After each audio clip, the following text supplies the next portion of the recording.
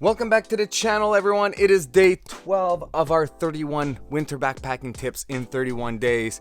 Today, I don't know if we can call this actually a tip, but I wanted to share. Yesterday I talked about my camp, making sure that you bring a camp outfit when you go out winter backpacking, but I want to share what that looks like more specifically with what I have. Like I said yesterday, over time you're going to collect more and more gear. Don't hope or think that you can start with all of that because it is expensive to start, but if you're looking to kind of buy a couple of pieces of gear for your camp outfit, I'm going to show you guys what I have, and basically this is my favorite camp outfit I've ever had, and I completed it last year. So it's basically an entire down suit except for my head.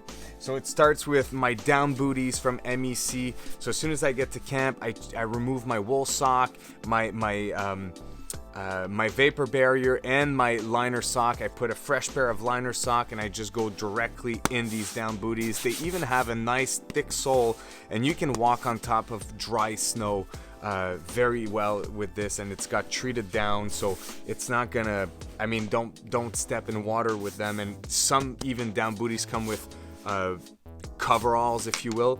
I don't have them, but for me this works really well, and they compress, you know, fairly small, as small as it gets basically. But and it's super lightweight, down filled. I love this thing. Like I showed you guys yesterday, I also have my 800 down fill from North Face, just a big down puffy jacket that I love. And last year I added to my setup a pair of down pants. Now these down pants are 800 fill. They're from AG Max. It's just a Chinese company that does downfill products. I didn't know how this was going to turn out because it's only about $80, but man, was I pleasantly surprised at how warm and how nice these pants are to have. Quality is pretty good so far. I haven't had any issues, but this is, you have to understand that this kind of camp where all you do with it is you dress up in this and then you don't move. You don't walk through the brush or brushes because the material seems a little thin anyways. And same thing with the puffer. It's not ideal. Puffers are usually typically, for them to be lightweight and compressible, they're typically also fragile. But this is kind of my high deluxe comfort camp outfit that I wanted to show you guys.